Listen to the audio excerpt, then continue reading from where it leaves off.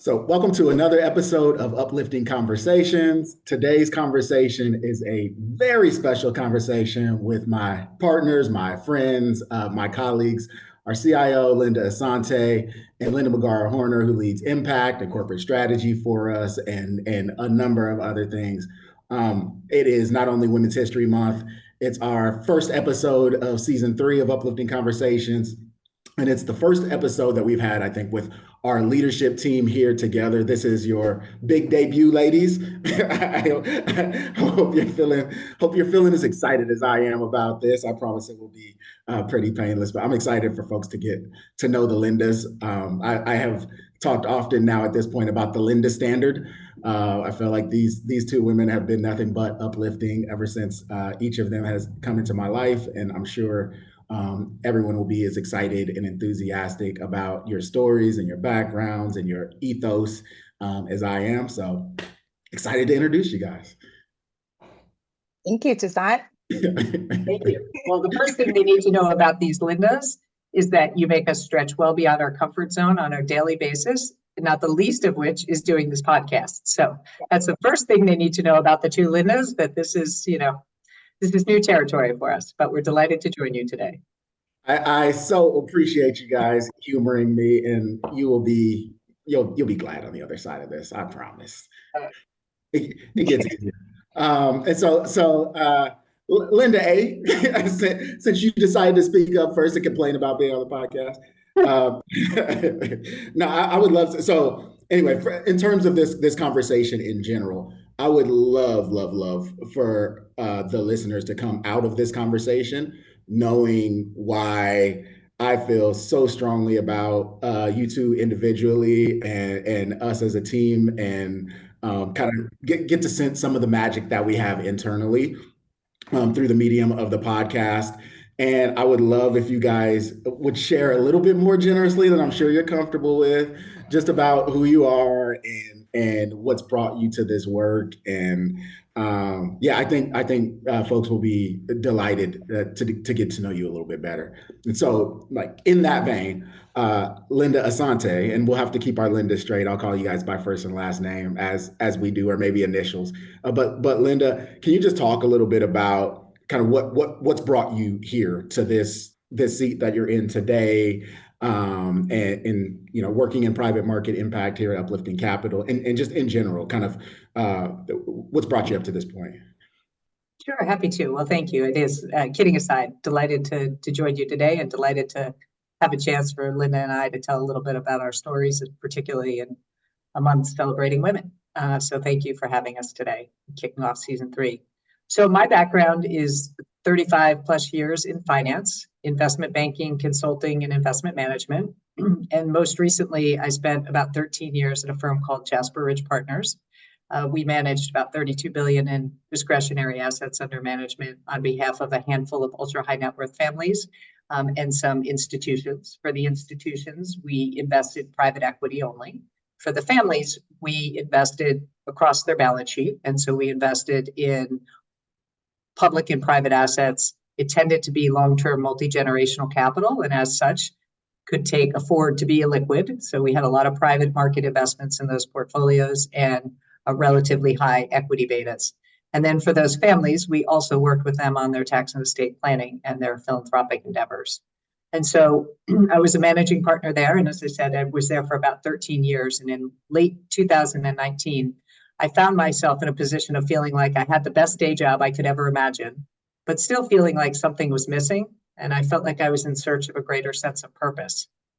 And so as I was reflecting on it, I was thinking back, I know later we're going to talk a little bit about some people that have influenced us along our journeys. But I think it's important to note, like, part of my reflection back in 2019 was something my dad said. My mom died when I was young, and so I was raised, my sister and I were raised largely by my father, and he instilled in us a belief that in the end we'll be judged not by what we take from this life, but by what we have given. And I was really reflecting on that for a whole series of reasons at that point in my life in 2019. And I was really fortunate, frankly, to have a bunch of supportive partners at Jasper Ridge and my family to be able to step back and reflect and ultimately make the decision to retire from my role as a managing partner at Jasper Ridge to pursue purpose with intentionality. And so there were a handful of different threads that I had been pulling on in my day job that I thought were areas that I'd want to explore either on the for-profit or the not-for-profit side. The first of those was doing some work in creating pathways for young, diverse talent. I had been involved in that in the real estate industry specifically, and then more broadly in financial services through some foundation work that I had done.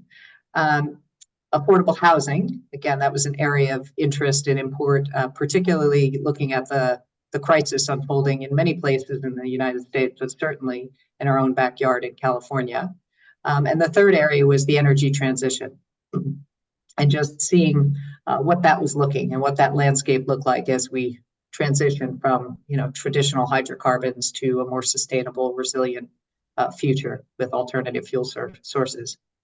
And so as I was reflecting on that, taking this opportunity to be more intentional with my own purpose, I realized that there was this interesting opportunity potentially to capitalize on what seemed to me like some supply-demand imbalances, increasingly interesting and friendly regulatory environments, and frankly, a recognition that huge swaths of our population have just been overlooked and under-resourced, and that magnitude of that opportunity was underappreciated. So all of these things were coming together. It just so happened when I actually took the final decision to retire from Jasper Ridge, it coincided with the onset of the pandemic. And so, as with everybody else, everybody's life was sort of up in the air and sorting out what we were going to do next. And I had an opportunity to be introduced to someone who's a close common friend of ours both, Toussaint, Jordan Moss, who is doing some really innovative things with essential housing and affordable housing here in California. And it was really through Jordan, I started to better understand and kind of give some granularity to what it is I could do in this next phase of my life in terms of having impact, bringing some of the skill sets from my past 35 years in finance and investing and apply it in a meaningful way to really bring about change. And I'm sure we'll get to talking about how I ended up specifically with you, but that's a little of my backstory. Yeah, no, I'm so grateful that all of that did bring you here, and we will talk about kind of the intersection with uplifting, and then also I also want to get to how the thinking has evolved as to kind of the opportunities to give back and the spectrum of opportunities to give back that I think we consider now versus how sort of your career had kind of this day focus, and then probably your outside of work activities took you to some form of giving back, whether that's philanthropic or volunteerism. And then now you have this combined role really that has that work and that give back sort of all merged into one. And I know that has a lot of synergy or similarity or relationship to how we think about investment. And so all of those are threads that that we'll pull on. But Linda McGarr Horner, you are not going to get to pass this little thing quiet. And so Linda came along late last year, joined Linda and I, and has quickly become such an integral part of how we do things, what we do, of the energy with which we do things. And so I feel so grateful to be in partnership with you, Linda McGarr Horner. And I would love for you to talk a little bit about kind of what's brought you here, where you've been, and why I feel like you could have done anything in the world, why it is that you chose to spend your time and talents here. Toussaint, you're very, very kind for saying that. But boy, am I glad that both of you are here. As I was reflecting on doing this podcast, also today is my son's 10th birthday. So as a working mom, it's always really fun to, he came in and he said, "It's my birthday." And I said, "It's my birthday." But it's just so it's been such a journey to be a working mom, and so I will start from the beginning for my story. Originally from Uganda, born and raised. I was born in a rural part of Uganda, but grew up in Kampala in the city. And I grew up in a family. I always say I grew up in a lower middle class family, and that's really just means that I saw a lot of families that lived off of $1 a day, and I felt like we were so blessed compared to them. But then there was a lot of other families that were much wealthier than us. And to watch, my father was in the military, so he was always gone, actually at war, literally. So we never knew whether we wouldn't hear from him for days. And I had a mother that just kind of held down the fort. But there was a lot of like financial uncertainty, and yet there was also just a lot of hope and resilience and grit that made me who I am and allowed me to dream, even though I didn't see the things that I wanted to be around me. All of that, I will skip to when I came to the US. So one of the biggest kind of instrumental things that has happened to me in my life is literally the day that I got to get on the plane for the first time. I actually know the exact date, August 4th, 2008, the exact flight number, flight 724 Emirates, from Kampala to Los Angeles, 40-hour flight, the very first time I'm on a plane, to come to the US for a better life, for the American dream. And it has been exactly that and so much more. Just education has been something that has transformed my life, transformed my family, transformed the community that I grew up in. But coming to US, I studied business administration with accounting in undergrad, and went to work at Deloitte and Touche in external audit for about 4.5 years, serving different clients across consumer, healthcare, industrials, life sciences, et cetera. And then coming out of audit, I really wanted to start kind of, audit is interesting because you're always kind of looking at how things have been recorded. Is it accurate? Is it complete? We're always looking kind of in the past. I got fascinated with the idea of being forward looking and thinking about how organizations operate in the face of uncertainty. And it kind of pushed me towards more finance. And after that, my career has been a mix of finance and strategy, specifically healthcare strategy. So I was at Aetna, where I came up with a strategy for how Aetna contracted with healthcare providers, over 150 healthcare providers. I also worked in a medical technology company, Medtronic, where I was doing product strategy for a deep brain implantable device, and in looking at how to grow that product, whether it was using the same technology for new indications or growing the types of technologies we're using to treat movement disorders. And that included, doing M&A and looking at early stage startups and scientific ventures that we could pull into our product roadmap. And then most recently, as at SCAN. SCAN is a Medicare Advantage plan, and one of the largest nonprofit Medicare Advantage plans. It serves over 290,000 seniors.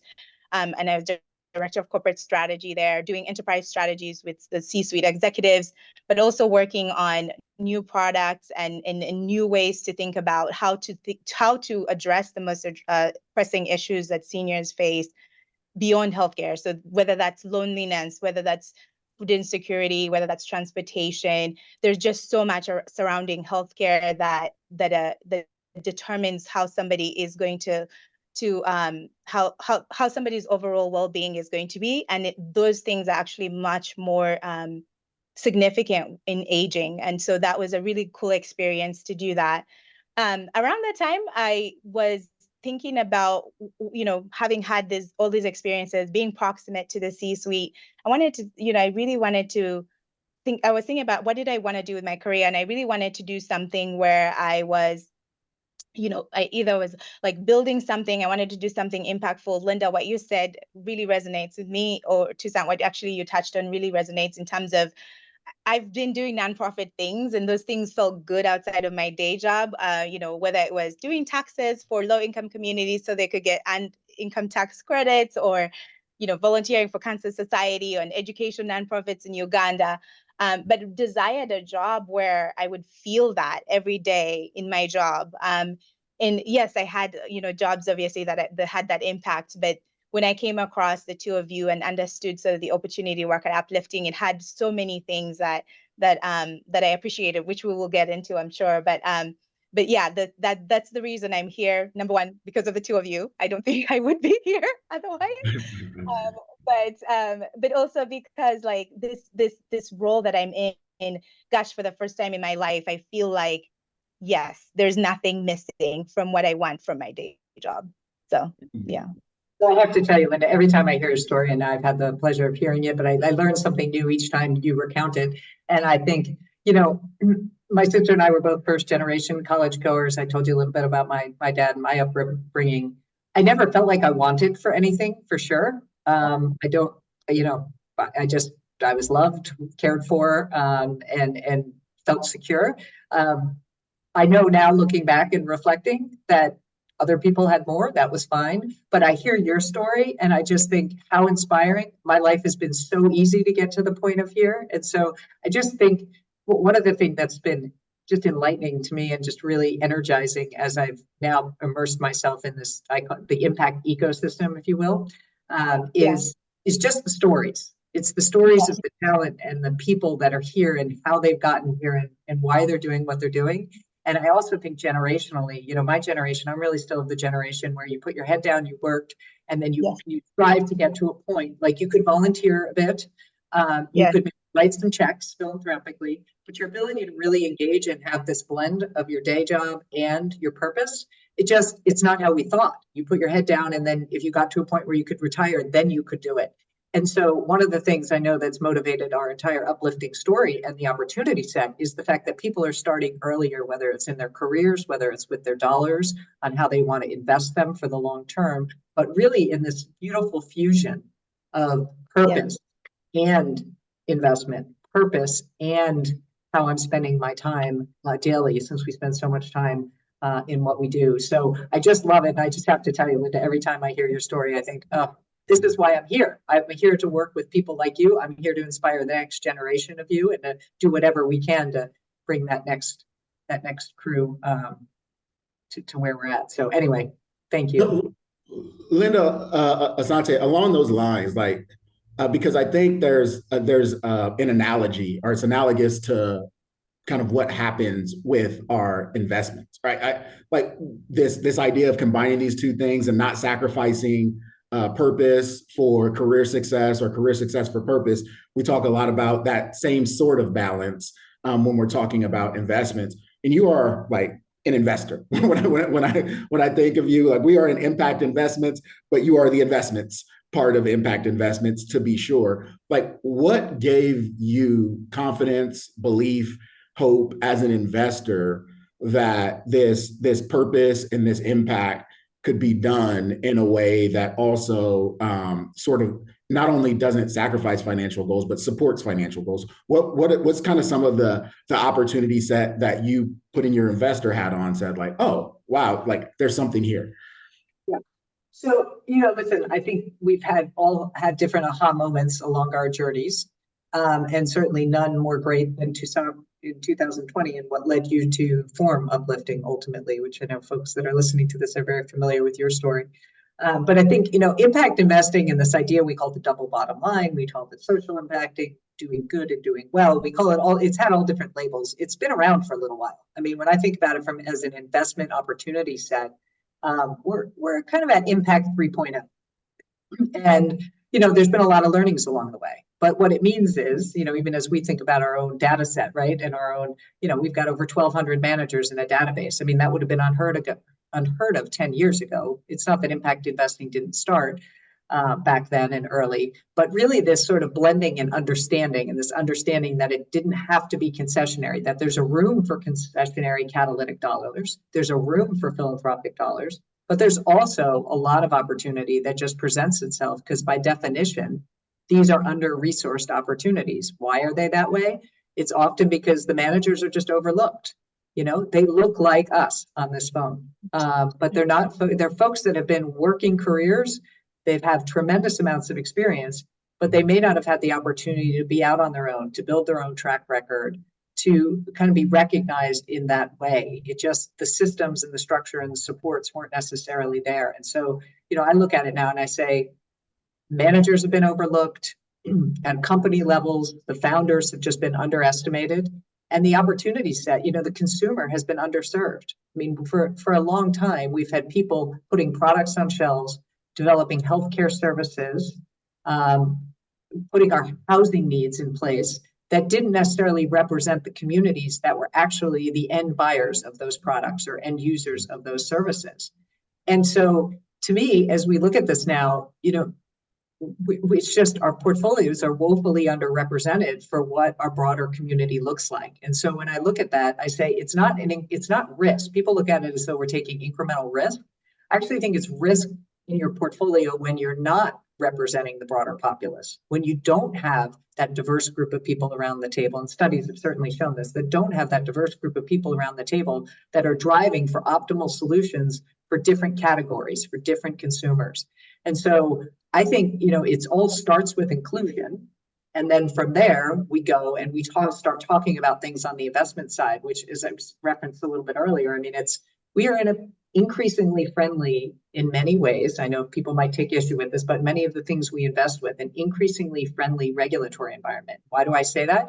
Well, talk about sustainable infrastructure, talk about the IRA. There are incentives available both for residential, for commercial, scalable opportunities that people can avail themselves on if they know how to navigate the system to take advantage of those incentive structures to help level set so that we can make this transition in energy over time. And it is going to be something over time.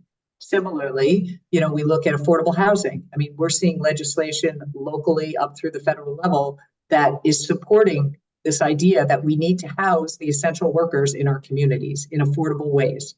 And housing is such a basic element that if you are housing insecure, it causes all sorts of other problems and challenges, right? Healthcare is tied into that, education is tied into that, financial inclusion is tied into that.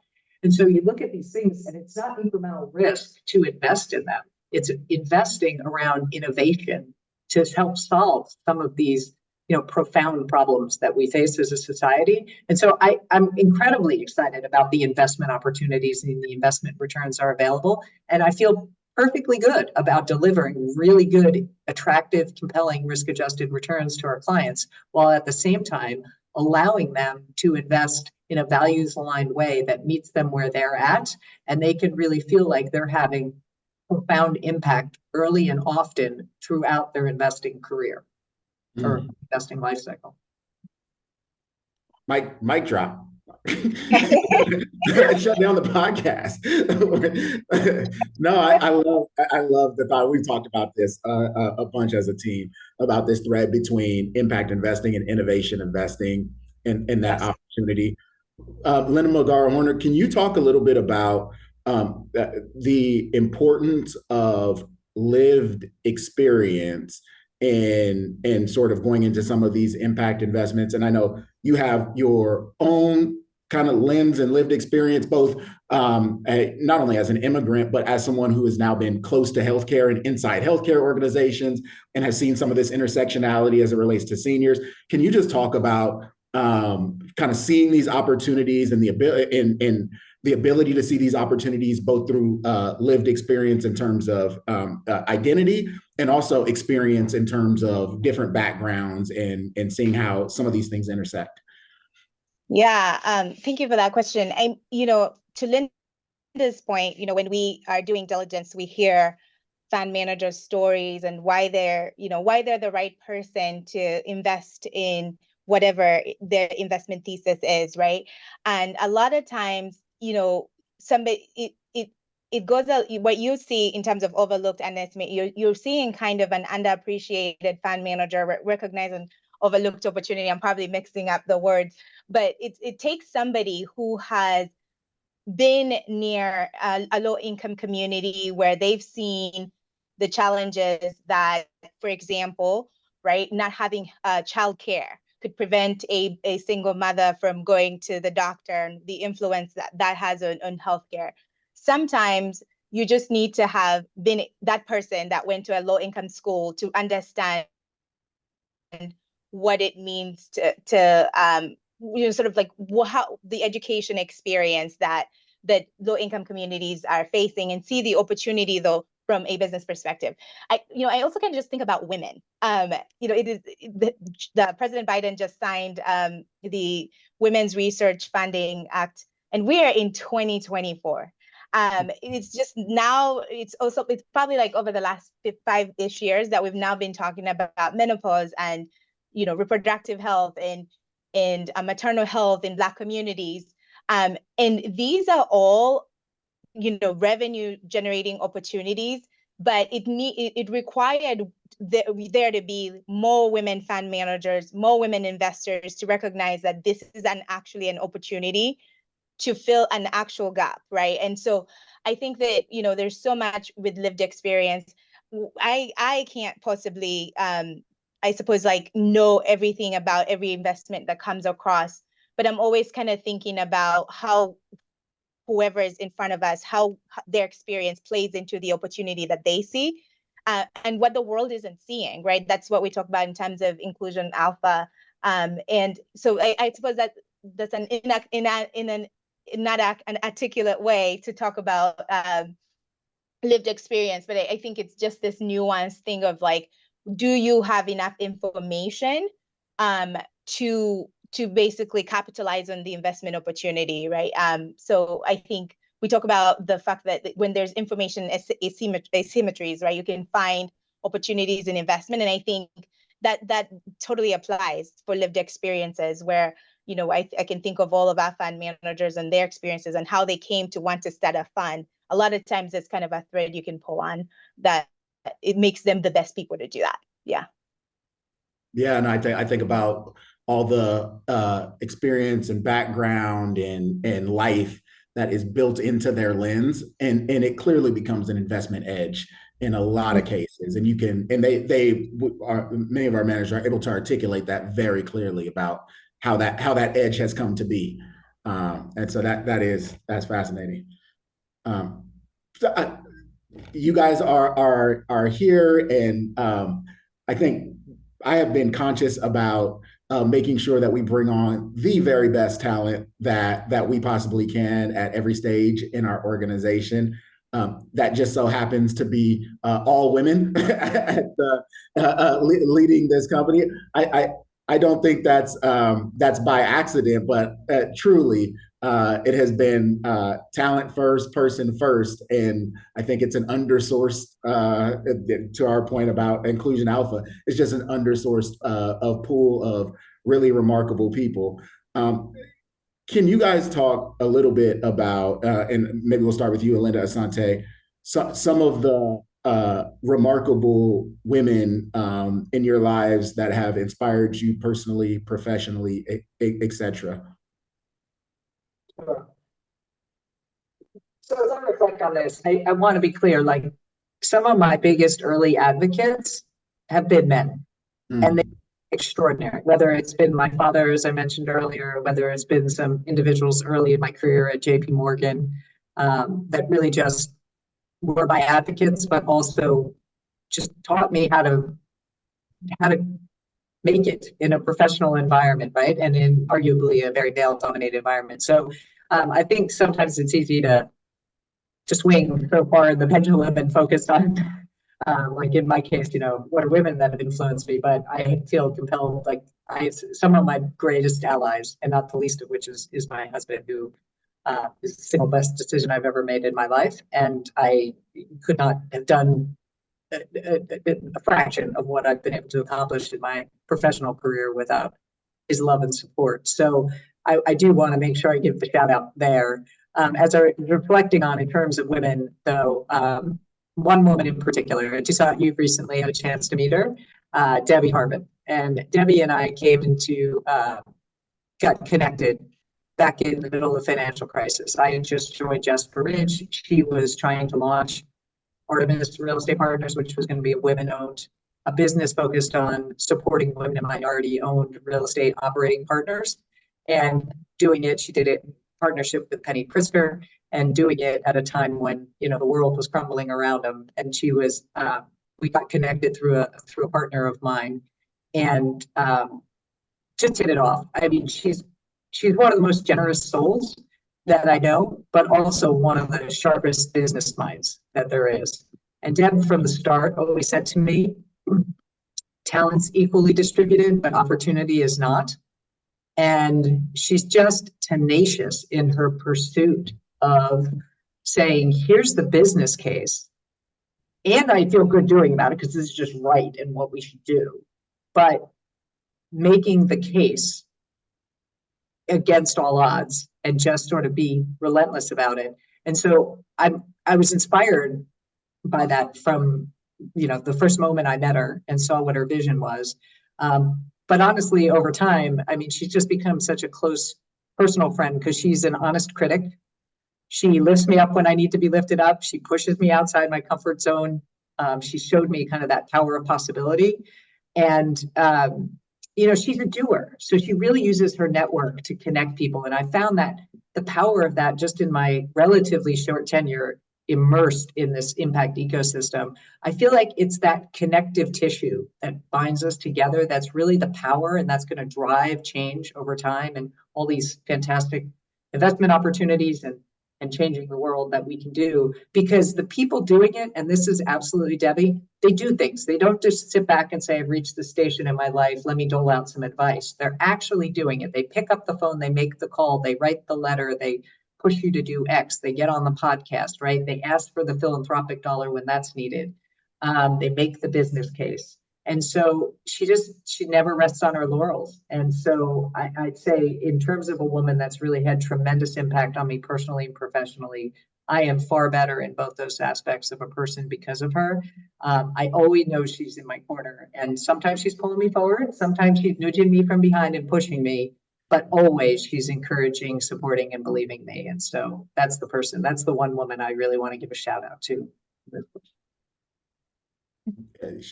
She was definitely a powerhouse in my brief interaction with her, and it doesn't surprise me to hear her name come up with you. What about you, Linda Bagara Horner? So, when I was reflecting on this, I was like, Linda, don't do that. That's so cliche. But it has to be my mother. Like it is my mother, hands down. I can't think of a woman who has had more impact on my life than my mom. The things that I've learned from her, resilience, right? Just day in, there was probably like 10 of us at any one given time in our house, and just seeing her go to schools and beg for tuition to be paid late, go to grocers and ask for us to get groceries on credit, but keep pushing us to say, you're going to get a good education and you're going to have a better life, and we're all going to be better off. So even that faith and hope, when sometimes it just felt ludicrous. When I was reflecting on this, I thought about the moment when I was 16 years old, and I was sitting in our living room, and I applied to a job at the World Bank. And I was love it. Right?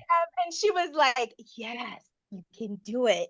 Like, of course I couldn't do it, right? But she was like, do it. Yes. And I remember when I said, I will go to the US for college. The first time I said that, my siblings laughed. They were like, what?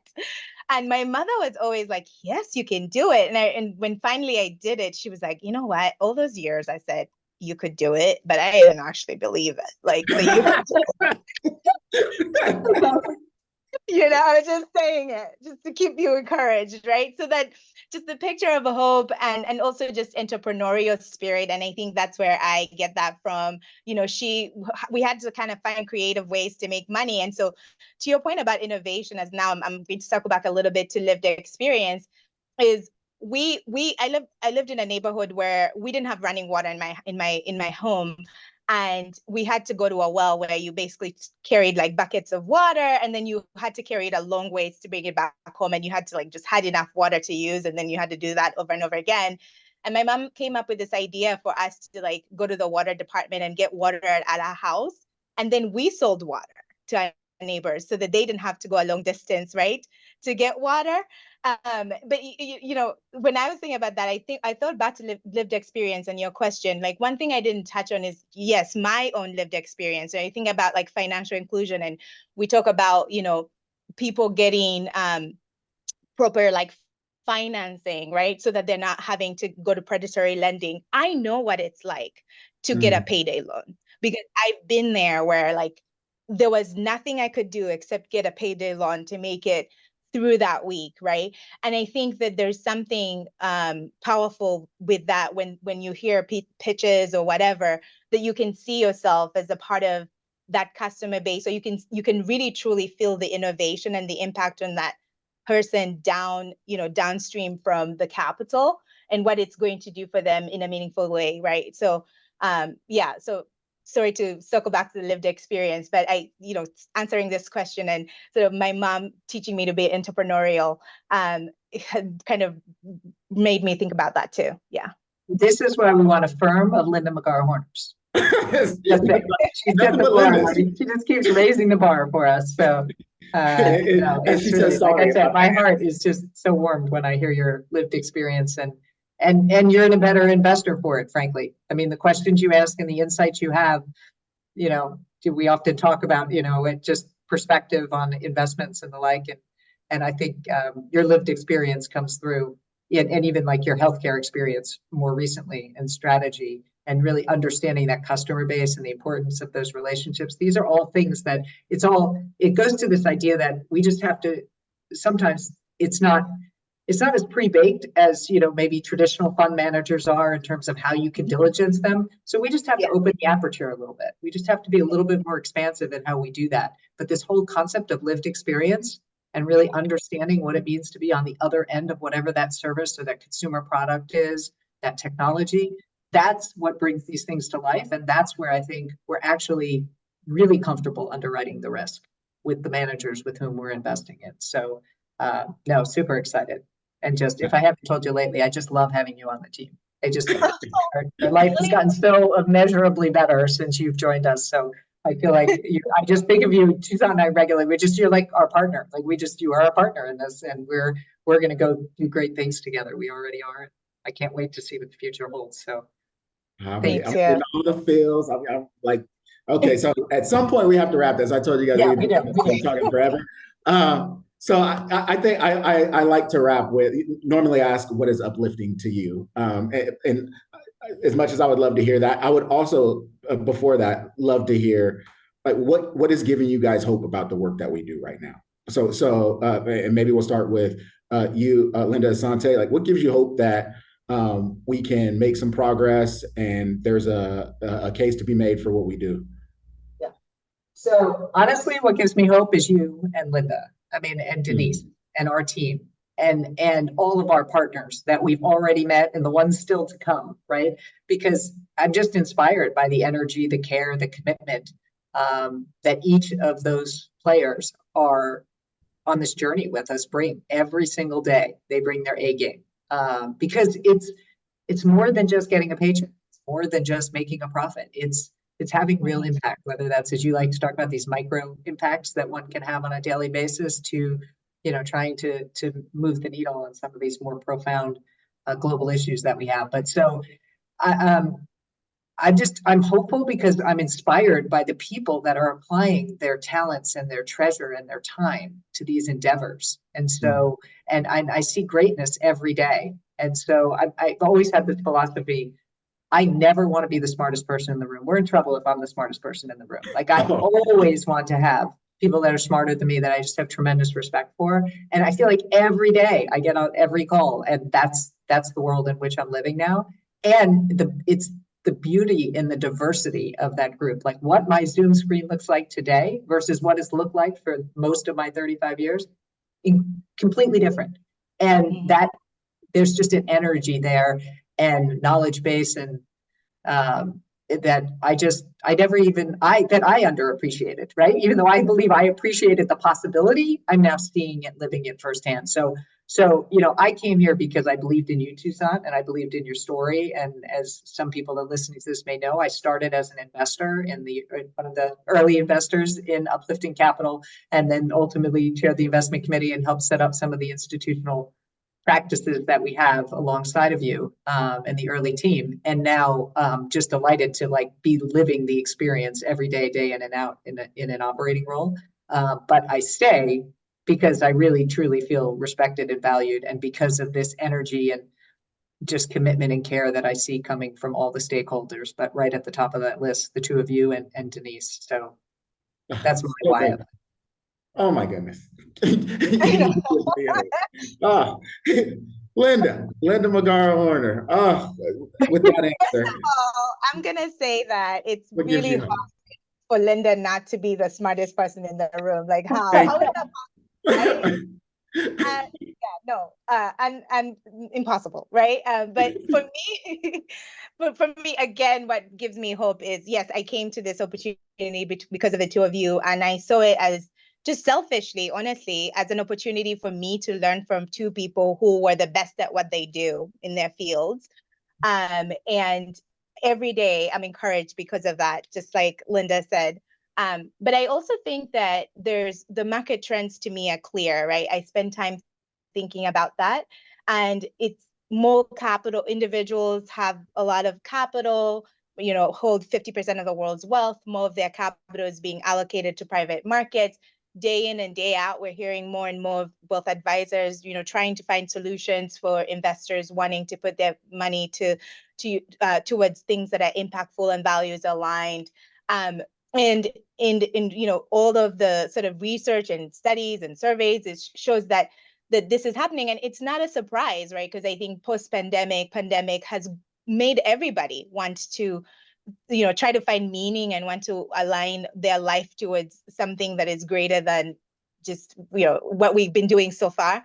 And so that is very encouraging to me, just to know that we're filling a real need in the market, and we're doing it in a way that is uplifting for them, but is also uplifting for us who are doing it, right? So we talk about it being emotionally resonant, and every day it's emotionally resonant for me. So that is my hope. Well, you two give me hope. You guys are so uplifting, and I think I just said it, but I say it again. I'm so grateful to be in partnership with the two of you and building something special with you. And so thank you for stepping outside of your comfort zones a little bit with me. I think people will be blown away by you, as I have always been. And so much appreciated. As always, nothing on this show is intended to be investment advice. The views expressed are those of the host or its guests, not of Uplifting Capital, Inc. or any of its subsidiaries. If you've enjoyed what you've heard or gotten any value out of it, please be sure to leave a review or comment, subscribe, like, or click the notification button so you never miss an episode. Thanks for listening.